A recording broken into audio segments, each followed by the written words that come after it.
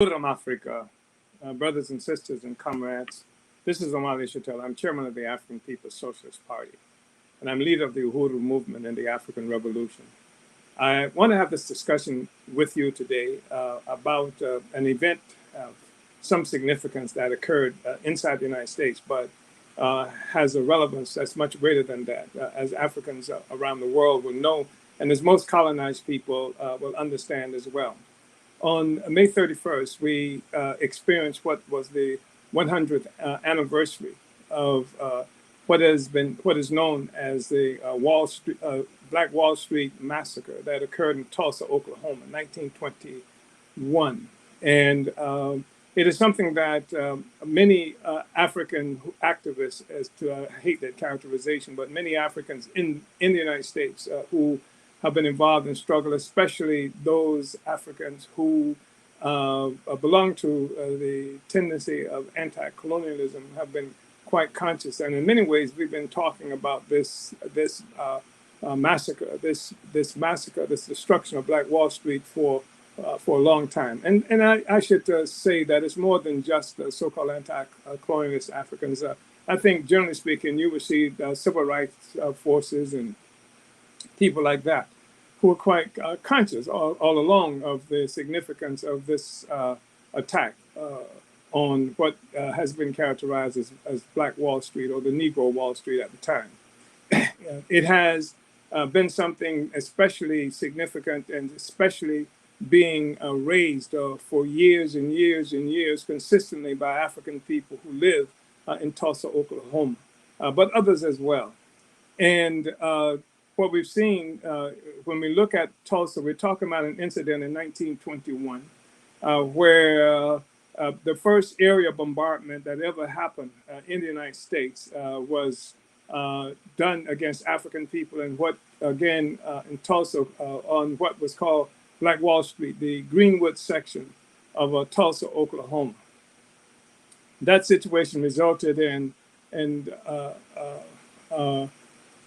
more than 300 African people being murdered, brutally murdered.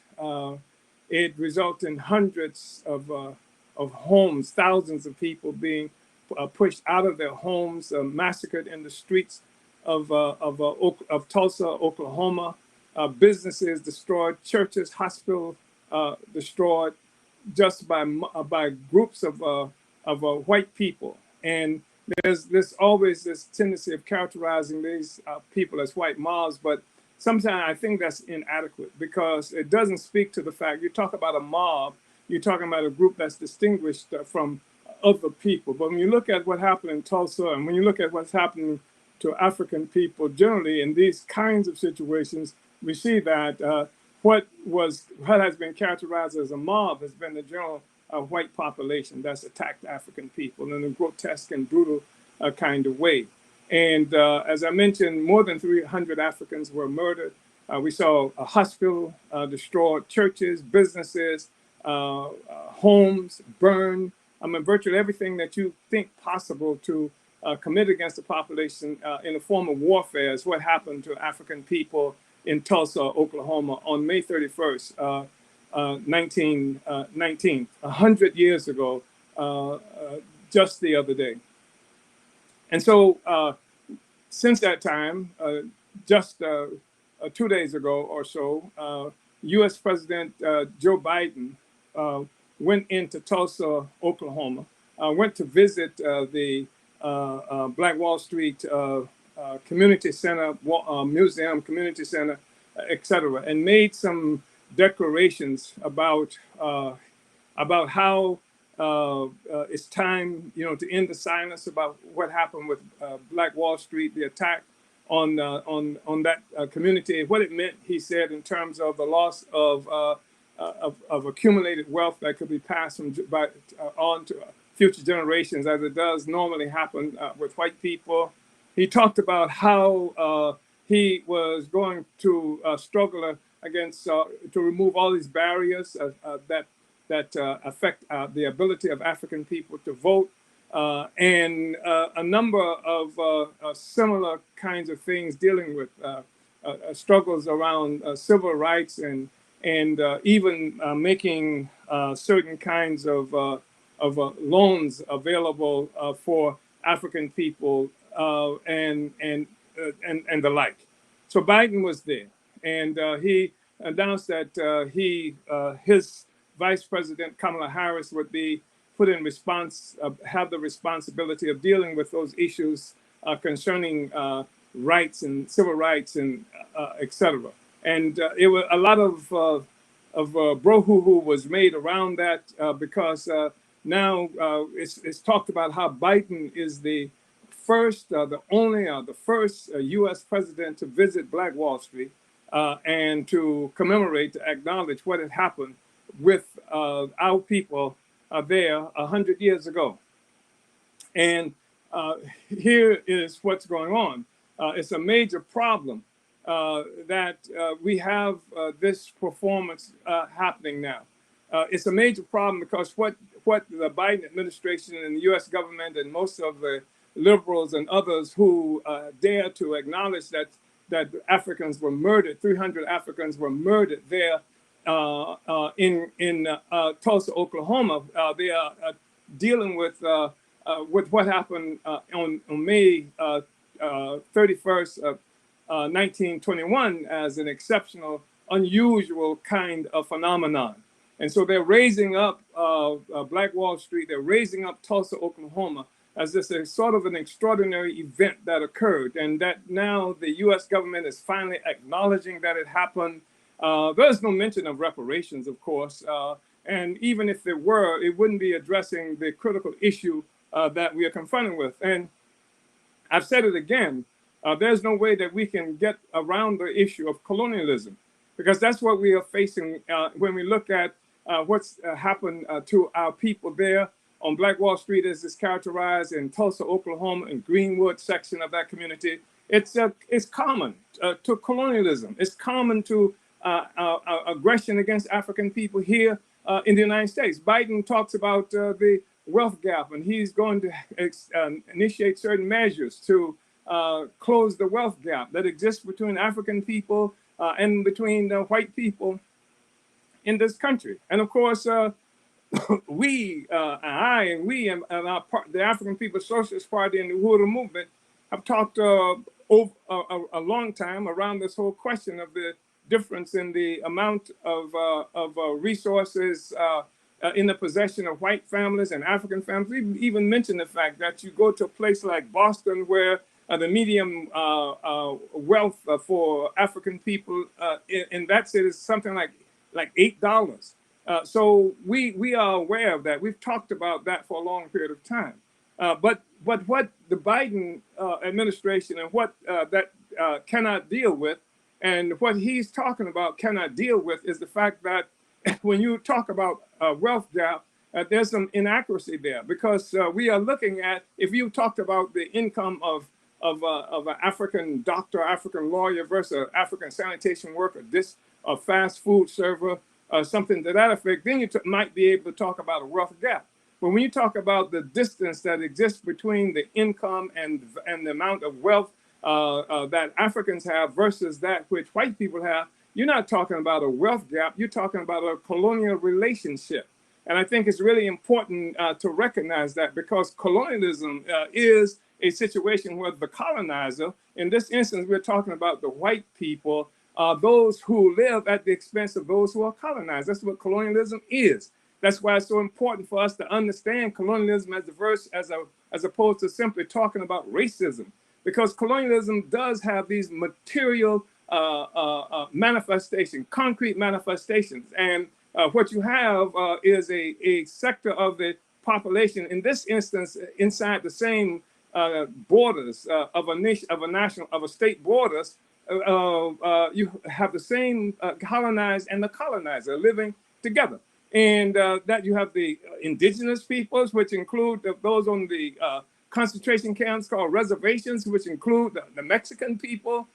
You have all of these people, along with Africans, living as colonial subjects under colonial domination. That's why you will see African people having this huge distinction in terms of resources compared to white people. That's why you will see the same thing is true of indigenous peoples in this country as well. It's a colonial relationship. And the colonizer, that is to say the white man, white people, etc., live at the expense of the colonized. Whether the colonizer is somebody who is in Washington, D.C., and the colonized is in Ho Chi Minh City in Vietnam. This relationship is the same. The colonizer lives at the expense of the colonized. So if you have a situation such as what exists in the United States, where there's this huge difference in the amount of wealth and the amount of income between Africans and white people, you will find the same thing is true between the income and wealth of Mexicans and white people. You will find the same thing is true in terms of the difference in the amount of wealth and income of indigenous peoples who are called Indians in the United States. That's the difference. And in everything that I've just mentioned, I've talked about a colonial relationship. You talked about colonial slavery. You talk about the assault on this continent that has taken all of the resources and land, which includes land and freedom and economy from the Mexican people, from the Indian people, etc. That's colonialism. And that's one of the reasons why you should detest this whole concept about people of color. Because to say that people are not white is not saying enough. And I think that's what most people imply when you say people of color. It's a way of saying that they're not white. But we're talking about people who are colonized. And Africans experienced colonialism within the borders of the current borders of the United States. The existing indigenous populations experienced colonialism within the current borders of the United States. And you can look at all of the social economic indices, and they show you this horrible, distinct difference of existence, conditions of existence between the colonized, that is to say Africans, that is to say Mexicans and other indigenous people and white people. And that's just the reality of colonialism. And you will see the same thing again. You know, you have people who travel all the way to France to try to attack France. They come from the Middle East, they come from Northern Africa, and they live sometimes in the suburbs of Paris to fight France because France sucks the blood of, as a colonial power, sucks the blood and resources. That's why France has military forces all over Africa today. That's why France is sucking up something like almost 84% of the foreign investment resources or the foreign reserves in what is called Francophone Africa, because that's the relationship between the colonized and the colonizer. It has always been that way. And I think this is really important for us to understand that, because the other thing is that what happened to our people in 1921 in Tulsa, Oklahoma, did not happen because we didn't have the right to vote. It didn't happen because of some other issue around civil rights. It happened because African people have lived as subjects of colonial subjects of white power. As true in the United States, it's true in other places around the world as well. I want to say that while we talk about, while it's important for us to talk about what happened in Tulsa, there are other things that we should be recognizing as well, because Tulsa happened in 1921.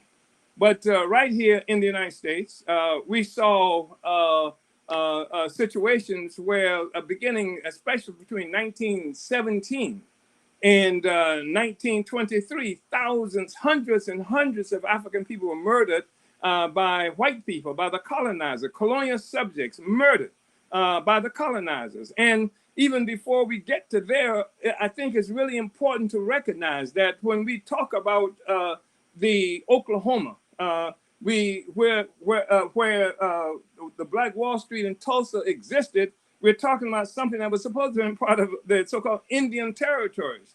And it was a territory that where many of the indigenous people who weren't already there were pushed into this landmass. The Trail of Tears is well known to some people who've tracked that down. Africans who were with them Thousands of people died in the process of getting there and were maltreated once upon arrival, etc. And the Indian territories is a statement about whose land all of this stuff that we are talking about occurred on. And the Indian territories, what we call the Indian territories, was a part of what was initially called the part of the so-called Louisiana Purchase of 83, where United States, the great noble Democratic President Thomas Jefferson, who just happened to be a pedophile, who raped Sally Hemings, his 13-year-old slave, and made babies by her. He had, as a consequence of the success of the Haitian Revolution, that helped to make it difficult for France to hold on to some of its quote-unquote possessions on the mainland that's now characterized as North America. The French were compelled to sell much of the United States, perhaps as much as a third of what is now called the United States. That was a part of the Louisiana Purchase. That included Oklahoma. That included Missouri, where we are doing political work today. And the point is that when you start looking at what happened in Tulsa, Oklahoma, this aggression against African people there is a part of a process that has been going on a long time that brought the Europeans to this territory in the first place, the acquisition of resources, the acquisition of land, human labor, and other things at the expense of other populations and other peoples, part of it being the expense of Africa and African people that's responsible for us being here.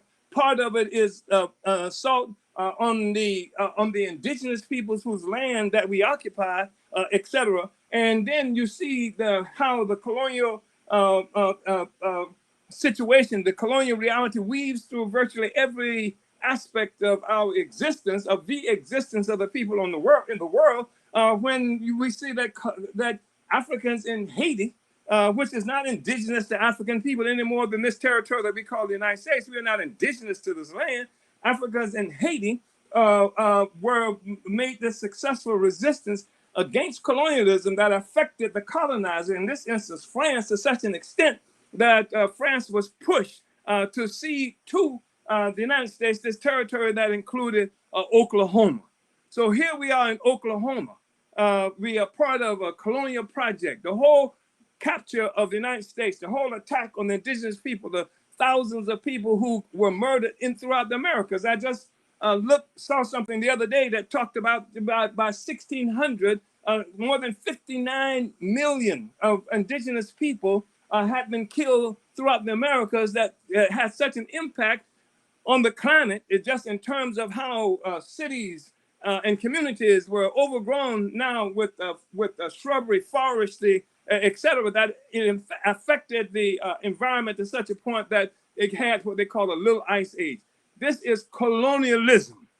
And I'm demanding that we look at this squarely and not be seduced by some notion that Biden or anybody else offers us, saying that what we are affected by is the fact that white people don't like us, and not by the fact that the colonial powers, including the masses of white people who are the colonizers, have expropriated from us our capacity for self-determination. And as such, they're able to extort and bully and terrorize us into the worst kind of circumstances and situations that we saw happen, for example, in Tulsa in 1921. But before Tulsa, and we're talking about the process of enslaving African people, and there's a story. I mean, you can get to the story about Tulsa and Greenwood and Black Wall Street, about how the 19-year-old African young man who was a shoeshine person was accused by somebody of assaulting a 17-year-old white woman, and as a consequence of that, he was attacked and he was jailed. and even the newspapers began to put out stuff about how he had raped this white woman. And when this happened and they jailed him, where you had all these Africans who were veterans from their first imperialist war, World War, that was supposed to make everybody free, that was supposed to make the world safe for democracy. You had these veterans, African veterans, who gathered to try and stand between their attempt to kill this brother named Roland and the murderers. So this is one of the things that stood between them, but it's kicked off this orgy of murder, brutality of our people, and the destruction of this town.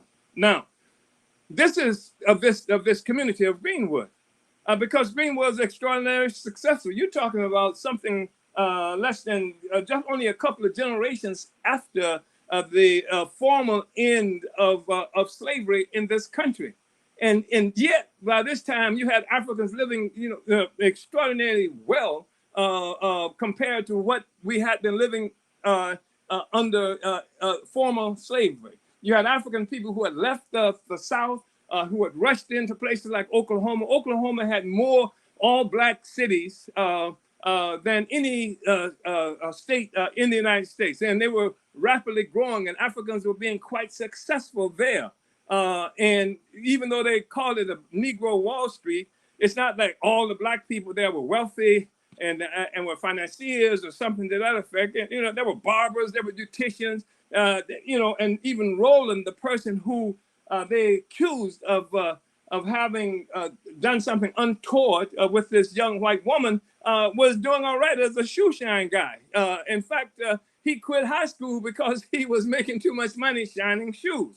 And especially after the discovery of oil and this petroleum industry began to blossom. So he was doing okay, and the community at large was doing okay. And certainly it was better than everything that we had experienced in the South, where many of us were coming from in order to try and develop a new situation for ourselves. In fact, Oklahoma was such a significance that many Africans had conceived of the possibility of Oklahoma being a black state, that we can make this our state to protect ourselves. And we're talking about now 1921 in this instance. But before then, the thing that pushed most of the Africans was the exodus, when in 1876, 77, where the election resulted in this deal, the Tilden-Hayes Compromise, that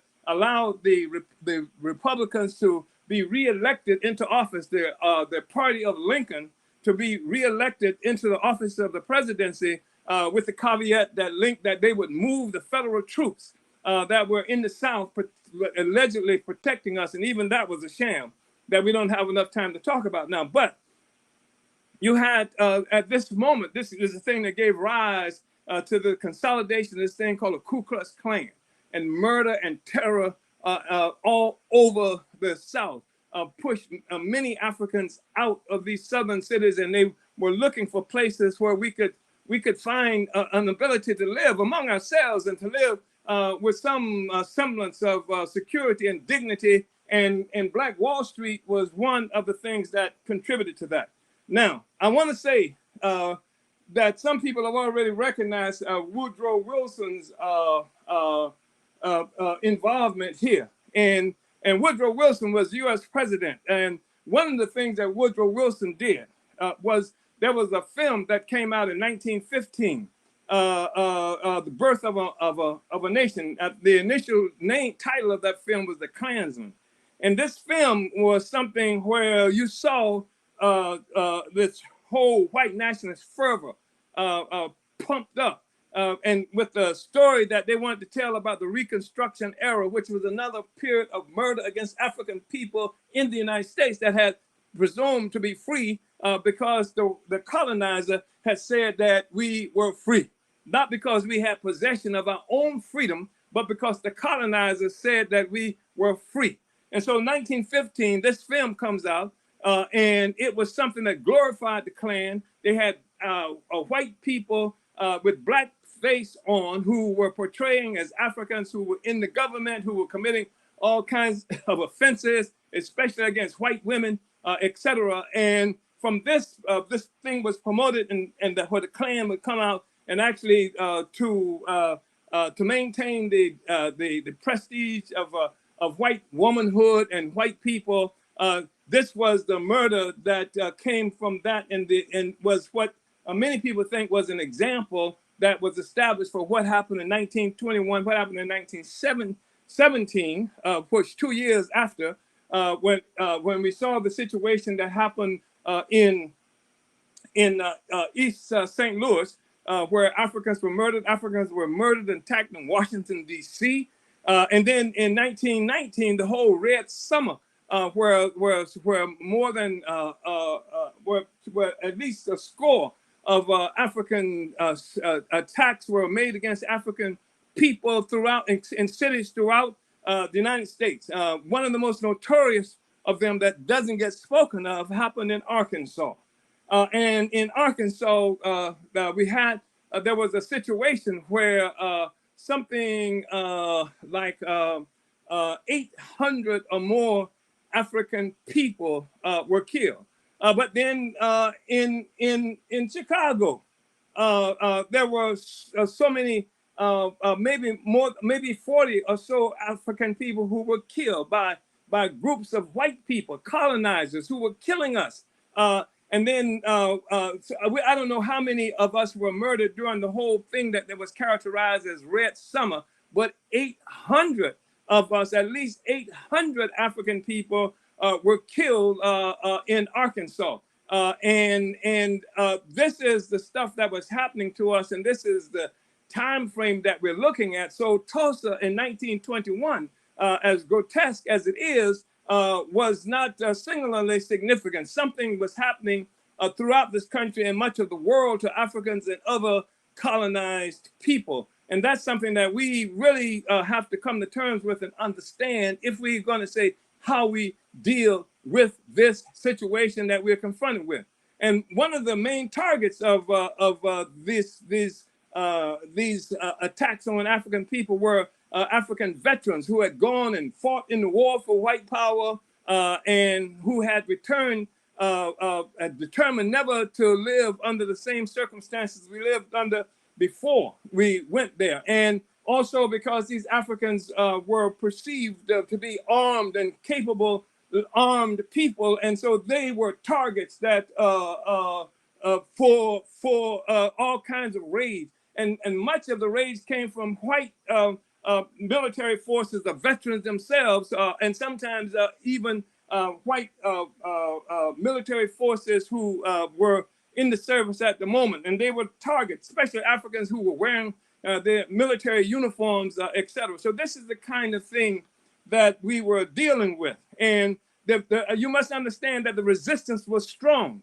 And African veterans throughout the United States have begun to organize and try to be prepared to protect our communities from this massive white nationalist terror that's being waged against the colonized African people by the colonizer. So you had Elaine, Arkansas in 1919. And, you know, you have the same kind of thing. In this time, you had some Africans who were sharecroppers who were just trying to organize a union. And having a meeting, we had a situation that was attacked. That was in October 1919. And we had masses of white people who committed the most horrendous kinds of offenses, murder. In every instance, they didn't just kill us and torture us. They did that as well, but they also looted. They would attack the homes. They would steal the property of African people. They would steal out of the houses. They were looting the communities. This is what happened throughout the United States.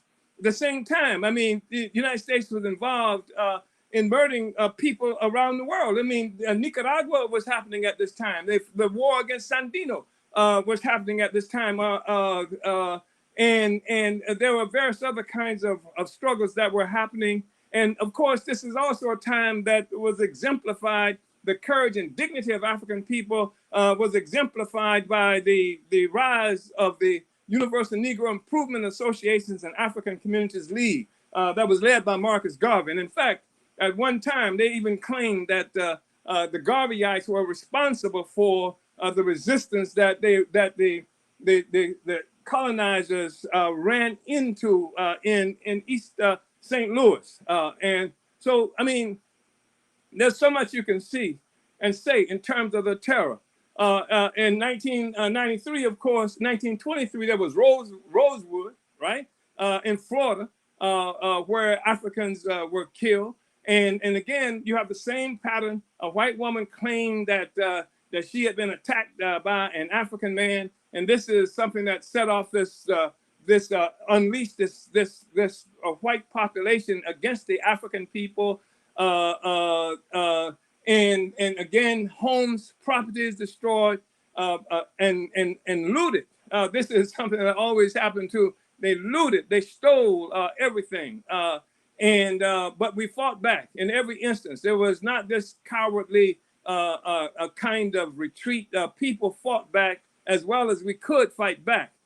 In Rosewood, you had more than 10,000 white men from across the state of Florida came to Rosewood. These were colonizers to put the colonized people back in our place. So this is what we're looking at. This is colonialism.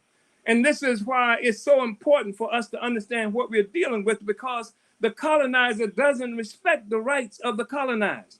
And what we hear from Biden and what we hear from so many others who talk about this is for the first time. Now, white people didn't know anything about Tulsa, anything about Black Wall Street, but now we bring it out to the light, and everybody knows about it, and everybody is sympathetic now to African people all of a sudden. But that simply does not translate into a transfer of power to Black people. We still have no more power today than we did to when they attacked us in Tulsa. We have no more power, none whatsoever. And except there's a greater kind of sophistication that you see that has developed in terms of how the colonizer treats us. And I don't even know how sophisticated that is, because neo-colonialism, or colonialism with another face, or colonialism that might come to us in blackface is still real. For example, when we look at all of the stuff that's happened to us, not only do you have like white men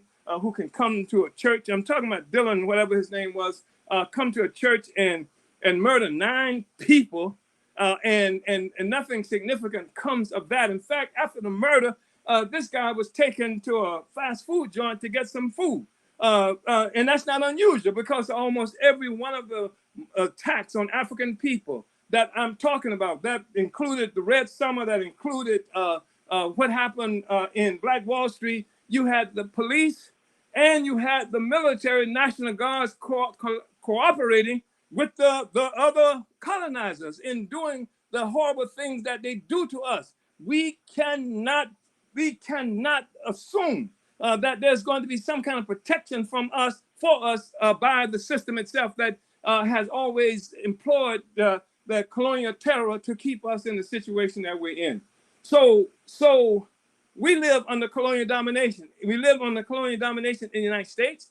We live under colonial domination in Europe, in Africa.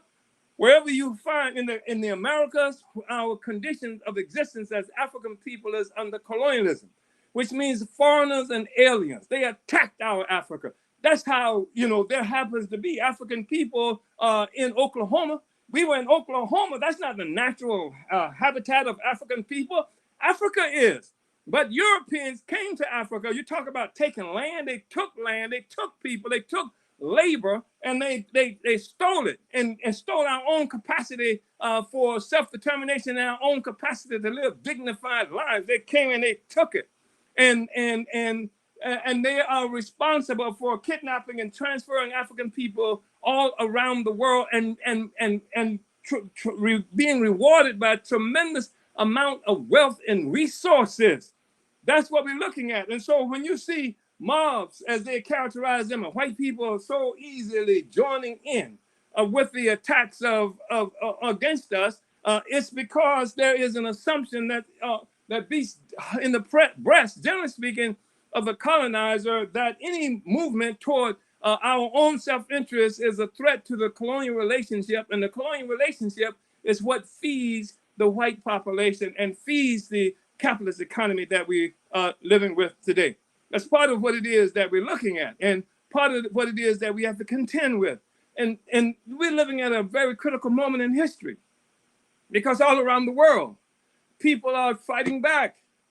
They're fighting back in Afghanistan. People want their own resources. I don't care what you think about their religion or anything like that, but people want their own resources, their own dignity. That's intelligent for people to want to be able to control their lives, and they do not want the colonizer. Whether they call themselves British or whether they call themselves Americans, they don't want the colonizers dominating their lives. And the same thing is true all over the Americas. Venezuela, of course, is one of the most outstanding examples we have of that at the moment.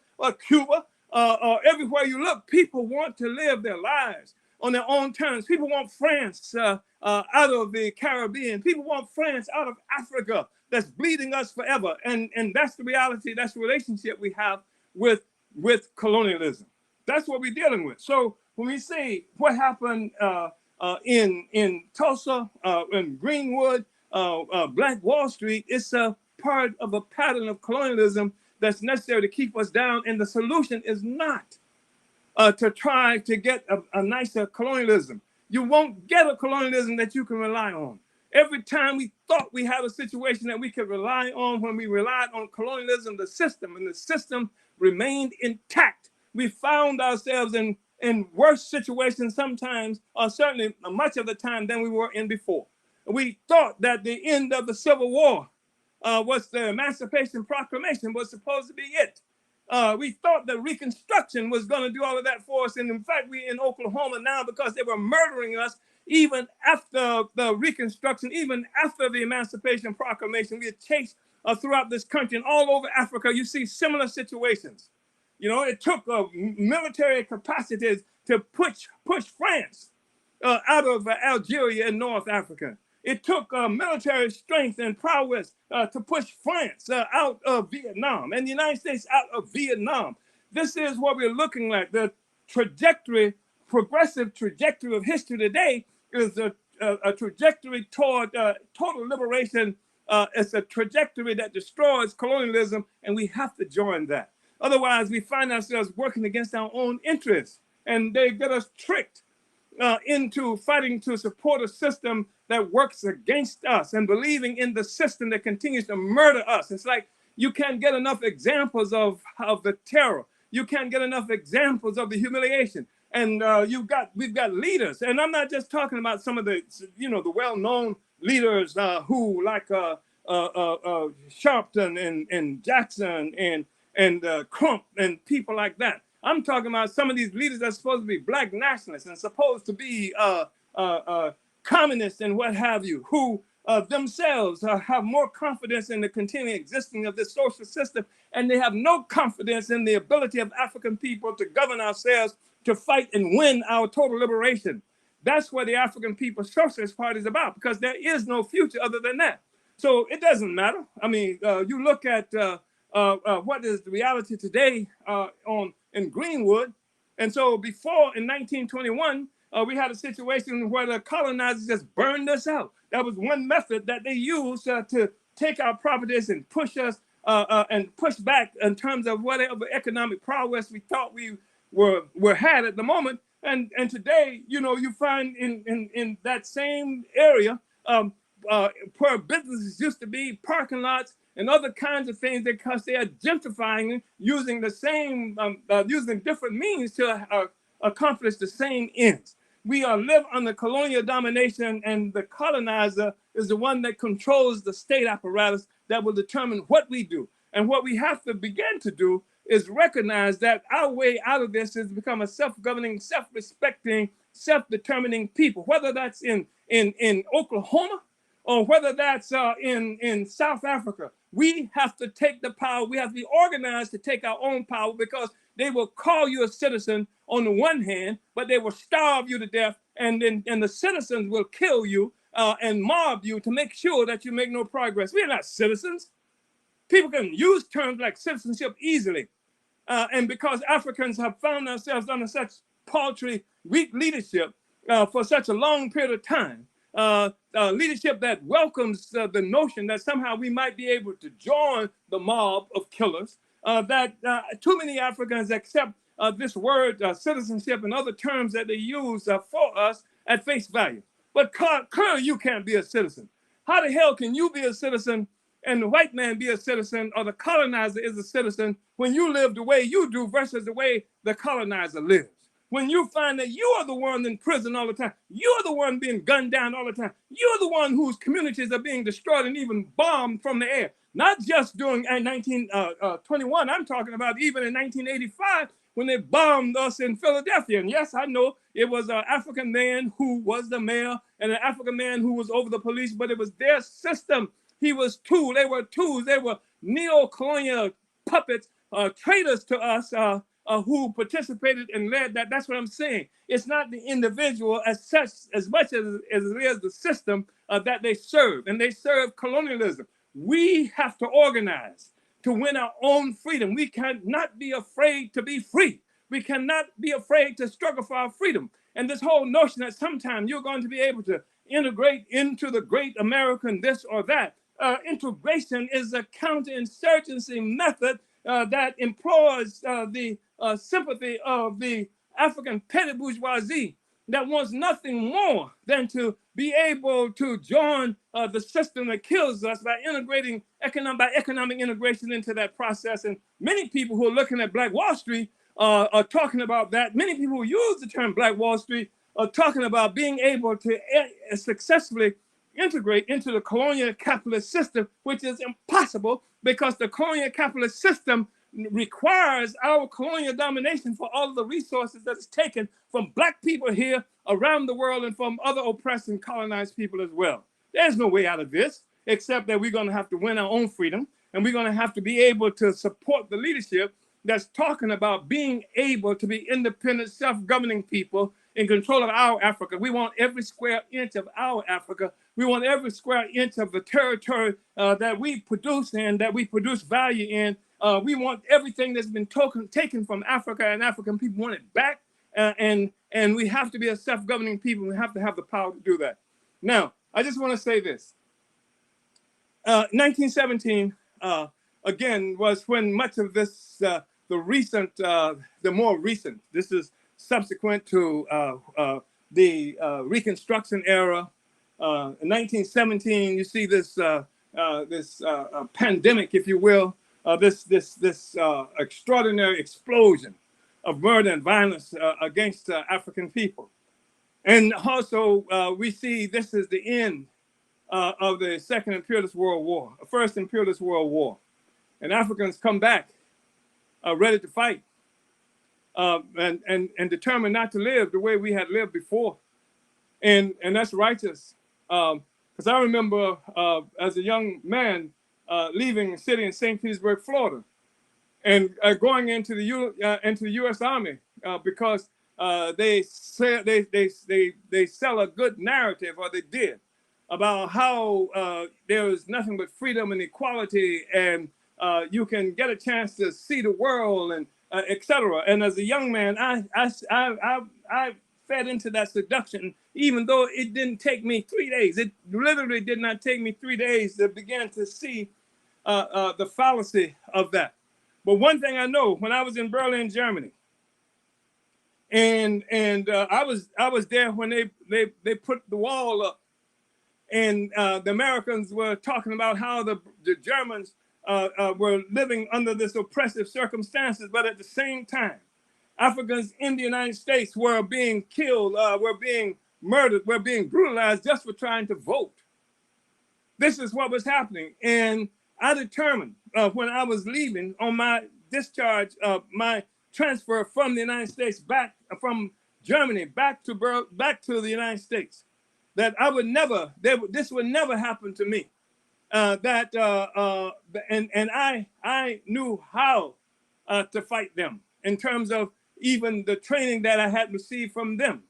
But I had determined that anybody who attempted to put me in the circumstances that I saw happening to African people from afar would die. And I was determined for that. And I think you had African soldiers. I think that was the general sentiment of Africans who were transferred around the world, etc., and who were trained how to fight. And we saw that happening all over the South in particular, where Africans who had the military skills and what have you came together to protect our people. And that's what we have to do.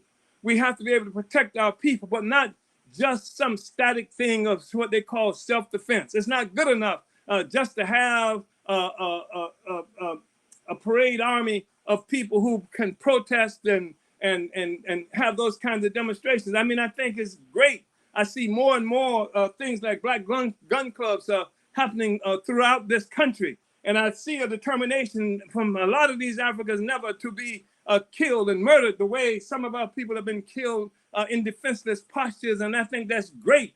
But the other thing about that is there's a military, any military force must be guided by some kind of political strategy and political objectives.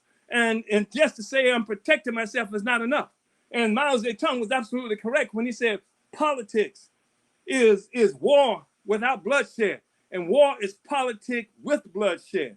And the murder of African people throughout the Americas and throughout the world, what we are talking about is colonial politics. It is politics that was determined to maintain the status of African people in a way that's beneficial to the colonizer.